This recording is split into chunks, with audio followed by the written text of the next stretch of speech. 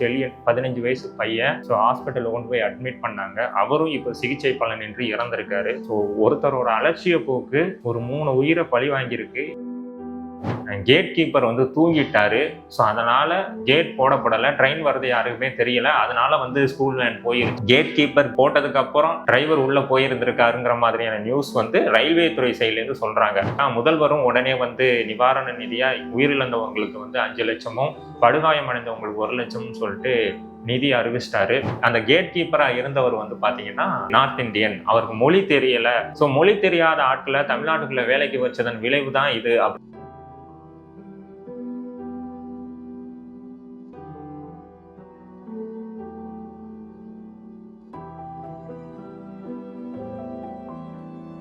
தமிழர் கழகம் நேயர்களுக்கு வணக்கம். காலையிலே பார்த்தீங்கன்னா ரொம்ப சோகமான ஒரு செய்தி ஒன்று வந்திருக்கு. கடலூர் மாவட்டம் செம்மங்குப்பத்தில் ஒரு ட்ரெயினில் ஸ்கூல் வேன் மோதிருச்சு. இது எப்படி பாசிபிள்? கேட் போட்டிருப்பாங்களே, இன்னொன்று குழந்தைங்கன்னு சொல்கிறீங்களே, எத்தனை பேர் இருந்தாங்கன்னு சொல்லிட்டு காலையிலேயே ஒரு மிகப்பெரிய ஒரு ஷாக்கிங்கான நியூஸ் தான் நமக்கு வந்தது. ரொம்ப ஒரு கஷ்டமான ஒரு நியூஸ். ஆனால் அதில் இருந்த பசங்க எண்ணிக்கை எத்தனைன்னு பார்த்தீங்கன்னா 4 பசங்க இருந்திருக்காங்க. ஸோ அதில் 2 பேர் சம்பவ இடத்துல இறந்துட்டாங்க. ஸோ யாராக இருந்தாலும் உயிரிழப்பு ஒரு ஏற்றுக்கக்கூட முடியாத ஒரு விஷயம்தான். இதற்கான காரணம் என்னன்னு பார்த்தீங்கன்னா நிறைய காரணங்கள் வதந்திகளாகவும் இல்லை வந்து யூகங்களாகவும் வந்துகிட்டு இருக்கு. அதில் மிக முக்கியமான விஷயம் என்னன்னு பார்த்தீங்கன்னா கேட் கீப்பர் வந்து தூங்கிட்டாரு. ஸோ அதனால கேட் போடப்படலை. ட்ரெயின் வர்றது யாருக்குமே தெரியல. அதனால வந்து ஸ்கூல் வேன் போயிருச்சு அப்படிங்கிற ஒரு நியூஸ் வந்தது. அதுக்கப்புறம் பார்த்தீங்கன்னா கேட் கீப்பர் கேட் போட்டுக்கிட்டு இருக்கும்போதே வந்து பார்த்தீங்கன்னா அந்த வேனோட டிரைவர் நான் டக்குன்னு போயிடுறேன், ஸ்பீடாக போயிடுறேன்னு சொல்லிட்டு டக்குன்னு போனதுனால இந்த விபத்து நடந்தது அப்படின்னு சொல்லிட்டு பார்த்தீங்கன்னா ஒவ்வொருத்தரும் ஒவ்வொரு காரணம் சொல்லிட்டு வர்றாங்க.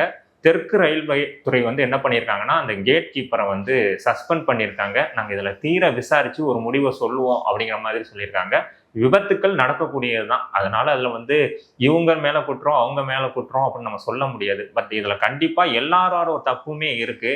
நம்ம பார்த்தீங்கன்னா ரெகுலராக நிறைய பேர் வந்து நிறைய இடங்கள்ல ரயில்வேல கேட் போடுவாங்க.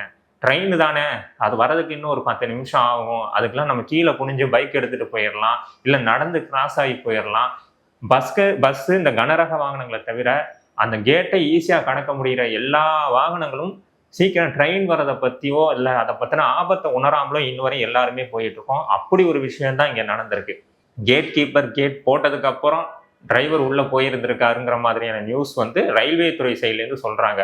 இன்னும் வந்து பாத்தீங்கன்னா மக்கள் சைட்லேருந்து என்ன சொல்லிட்டு இருக்காங்கன்னா அவன் தூங்கிட்டான் அதனால சொல்றாங்க. இங்க இன்னொரு விஷயமும் நம்ம பார்க்கப்படுது. இதுவும் ஒரு பெரிய விவாத பொருளுக்கு கொண்டு வர மாதிரியான ஒரு விஷயமா தான் இருக்கு. அதுல என்னன்னு பாத்தீங்கன்னா அந்த கேட் கீப்பரா இருந்தவர் வந்து பாத்தீங்கன்னா ஒரு நார்த் இந்தியன். அவருக்கு மொழி தெரியல. ஸோ மொழி தெரியாத ஆட்களை தமிழ்நாட்டுக்குள்ள வேலைக்கு வச்சதன் விளைவு தான் இது அப்படிங்கிற மாதிரி சொல்லிக்கிட்டு இருக்காங்க. இதை அரசியல் பண்றதுக்கோ இல்லை அரசாங்கத்தை குறை கூறுறதுக்கோ நேரம் இல்லை. 4 பேர் போயிருக்காங்க. அதுல 2 பேர் இறந்திருக்காங்க. ஒரு பையன் ஒரு பொண்ணு. இந்த ரயில் விபத்துல 2 பேர் இறந்திருக்காங்க. ஒன்று சாருமதி, இன்னொன்று விமலேஷ். சாருமதிக்கு வந்து 15 வயசு, விமலேஷ்க்கு வந்து 10 வயசு. இவங்க 2 பேரும் காலையில வழக்கம் போல ஒரு சந்தோஷமாவோ இல்லை வழக்கமான நாளாவோ அவங்களோட பள்ளி நாள் ஆரம்பிக்குன்னு சொல்லிட்டு தான் இந்த இடத்துல இருந்து போயிருந்திருப்பாங்க. பட் இப்படி ஒரு துர்மரணம் அவங்களுக்கு நடந்திருக்க கூடாது. இன்னொன்று பார்த்தீங்கன்னா டிரைவருமே வந்து ரொம்ப பலத்த காயங்களோட ஆஸ்பத்திரியில் அனுமதிக்கப்பட்டிருக்காரு. நம்ம இந்த வீடியோ பேசிக்கிட்டு இருக்க இந்த நேரத்தில் மேலும் ஒரு சங்கடமான ஒரு விஷயம் வந்திருக்கு. சாருமதியோட தம்பி செலியன் 15 வயசு பையன். ஸோ ஹாஸ்பிட்டலில் கொண்டு போய் அட்மிட் பண்ணாங்க. அவரும் இப்போ சிகிச்சை பலனின்றி இறந்திருக்காரு. ஸோ ஒருத்தரோட அலட்சிய போக்கு ஒரு 3 உயிரை பழி வாங்கியிருக்கு. இந்த மாதிரியான விஷயங்கள் இனிமேல் நடக்காமல் பார்க்கணும்னா கவர்மெண்ட் இதில் ஸ்ட்ரிக்டாக நிறைய ரூல்ஸை கொண்டு வரணும். அது பொதுமக்களாக இருந்தாலும் சரி, யாராக இருந்தாலும் சரி, கேட் போட்டதுக்கப்புறம் அந்த கேட்டை கிராஸ் பண்ணக்கூடாது. அவங்க அந்த சைடு கிராஸே ஆனாலும் சிசிடிவி வைங்க. கண்டிப்பாக இந்த மாதிரி கிராஸ் ஆனால் ஹெல்மெட் போடலைன்னா ஃபைன் போடுறோம்ல, லைசன்ஸ் இல்லைன்னா ஃபைன் போடுறோம்ல. ஒரு ரூல்ஸை மீறாங்கிற போது அவங்களுக்கு ஃபைன் போடலாம். இந்த மாதிரியான விஷயங்கள்லாம் பண்ணிங்கன்னா ஸோ இந்த மாதிரியான தவறுகள் நடக்காமல் இருக்கும். ஒரு 2 நிமிஷத்தை மிச்சம் பண்ணுறதுக்காண்டி எல்லாரும் பண்ணி பழகின ஒரு விஷயத்தினால இப்பேற்பட்ட ஒரு உயிரிழப்பு நடந்திருக்கு. இனிமே இந்த மாதிரியான ஒரு விஷயம் நடக்கக்கூடாது. இதை தொடர்ந்து பார்த்தீங்கன்னா முதல்வரும் உடனே வந்து நிவாரண நிதியா உயிரிழந்தவங்களுக்கு வந்து 5 லட்சமும் படுகாயம் அடைந்தவங்களுக்கு 1 லட்சம்னு சொல்லிட்டு நிதி அறிவிச்சிட்டாரு. உடனே சொல்லலாம் காசை கொடுத்தா இந்த உயிர் திரும்ப வந்துருமான்னு. இது ஒரு விபத்து. யாரும் வந்து இப்படி நடக்கணுங்கிறதுக்காண்டி ஒரு விஷயத்த பண்ணலை. அதனால இது அரசாங்கத்தின் மீதோ இல்லை யாரு மீதோ நம்ம குறை சொல்ல முடியாது.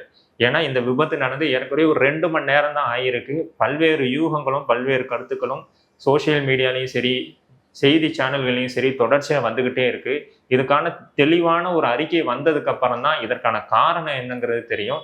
ஆனால் இப்போ வரை என்ன சொல்லப்படுதுன்னா, கேட் கீப்பர் வந்து கேட் ஒழுங்காக போடலைங்கிற ஒரு தகவலும், இல்லை கேட் கீப்பர் கேட்டை போட்டுக்கிட்டு இருக்கும்போது டிரைவர் வந்து ரோட்டை கிராஸ் பண்ணிட்டாரு, ரயில்வே ட்ராக்கை கிராஸ் பண்ணிட்டாருங்கிற மாதிரியான செய்திகள் தான் இதுவரை வந்துகிட்டு இருக்கு. இதுல இன்னொரு விஷயத்தையுமே நம்ம நோட் பண்ண வேண்டிய ஒரு விஷயம் இருக்கு. அது என்னன்னு பாத்தீங்கன்னா, ஸ்கூல் நிர்வாகங்கள், அதாவது இத்தனை மணிக்குள்ள கிளாஸுக்குள்ள வந்து ஸ்டூடெண்ட்ஸ்லாம் வந்துடணும், இவ்வளவு நேரத்துக்குள்ள உள்ளக்குள்ள வந்து பாத்தீங்கன்னா வேன் வந்துடணும்னு சொல்லிட்டு நிறைய ரெஸ்ட்ரிக்ஷன் போடுவாங்க.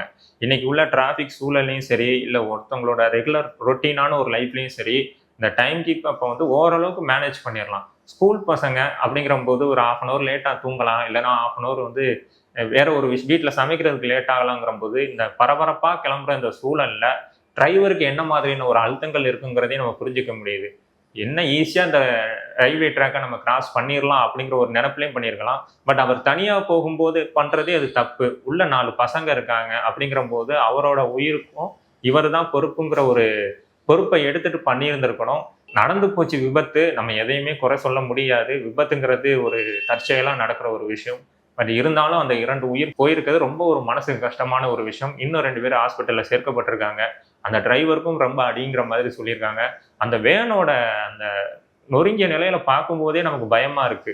இப்போ என்னன்னா அதுல 4 பேர் தான் இருந்தாங்கன்னு நம்ம வந்து மனசை தேத்திக்கிறதா, நிறைய பேர் இருந்திருந்தா என்ன இருக்கும், இது இன்னொரு ஒரு கோர விபத்தா மாறி இருக்கும். இப்பவும் இது ஒரு கோர விபத்து தான். 2 உயிர்கள் போயிருக்கு. அவங்க குடும்பத்துக்கும் இன்னைக்கு ஒரு கஷ்டமான ஒரு நிலைமையா இருந்திருக்கும். அரசாங்கமும் இதோட பணிகளை தொடர்ந்து டக்கு டக்குன்னு அவங்களோட வேலையை பார்க்க ஆரம்பிச்சிட்டாங்க. முதல்வர் வருத்தம் தெரிவிச்சிருக்காரு. ஸோ உடனே நிதி ஒதுக்கி இருக்காங்க. எதிர்கட்சி தலைவரும் இதை பத்தி பேசியிருக்காரு. கண்டிப்பா எல்லா கட்சிகளும் இதுக்கு வருத்தங்கள் தெரிவிப்பாங்க. அவங்களால என்னென்னலாம் முடியுமோ அதை பண்ணுவாங்க. என்ன பண்ணாலும் அந்த குழந்தைங்களோட உயிர் திரும்ப வரப்போறது இல்லை. இதுல இருந்து நம்ம என்ன சொல்லிக்க விரும்புறோம்னா, ஸ்கூல்ஸ் வந்து இந்த டைம் அந்த ரொட்டீனை கொஞ்சம் ஒரு 1/2 அன் ஹவர் லேட் ஆனாலும் பரவாயில்ல, ஒரு 10 நிமிஷம் லேட் ஆனாலும் பரவாயில்ல. நீங்க ஒன்றும் ஐடி கம்பெனிஸோ எதுவுமோ நடத்தல. ஐடி கம்பெனிஸ்லேயே இது பண்றது முதல்ல தப்பு. ஏன்னா ஹியூமனுக்கு ஏதாவது ஒரு இடத்துல டிலே ஆகும். அப்படிங்கிற போது அட்ஜஸ்ட் பண்ணிட்டு போறது தான் கரெக்டா இருக்குமே தவிர, இந்த இடத்துல வந்து நீங்க இத்தனை மணிக்கெல்லாம் வந்துடணும், இத்தனை மணிக்குள்ள போயிடணுங்கிற ஒரு சூழல் தான் அந்த டிரைவரை இந்த மாதிரியான ஒரு நிர்பந்தத்துக்கு கொண்டு சென்றிருக்குன்னு எனக்கு பர்சனலா தோணிக்கிட்டு இருக்கு. இந்த மாதிரியான ஒரு உயிர் இழப்புகள், அதாவது மெயினா வந்து இந்த ரயில்வே ட்ராக்கை தாண்டும் போது நடக்கிற விபத்துக்கள் நம்ம நடக்கவே கூடாது. இப்போவும் சென்னையில நிறைய இடங்கள்ல லோக்கல் ட்ரெயின்ல இறங்கிட்டு சுத்தி பிளாட்ஃபார்ம் வந்து மாறுறதுக்கு எல்லாரும் யோசிச்சுட்டு டக்குன்னு ட்ராக்கை கிராஸ் பண்ற வேலைகளை எல்லாருமே பாக்குறாங்க. ஒரு மிஞ்சி போனா ஒரு 2 நிமிஷம், அந்த 2 நிமிஷத்தை வந்து நம்ம மிச்சப்படுத்துறதுக்காண்டி நம்ம உயிரையே பணைய வைக்கணுமா அப்படிங்கிற ஒரு கேள்வியுமே இருக்கு. ஸோ இந்த மாதிரியான விஷயங்கள்லாம் தவிர்த்துட்டு முடிஞ்ச அளவுக்கு நம்ம என்ன பண்ணணுங்கிறத கரெக்டாக ஃபாலோ பண்ணா நல்லா இருக்கும்னு நினைக்கிறேன். இது மாதிரியான விபத்துக்கள் இனிமே நடக்காம இருக்குன்னா மக்களாகிய நாம தான் கொஞ்சம் விழிப்புணர்வோட இருக்கணும். தொடர்ந்து பேசுவோம். நன்றி, வணக்கம்.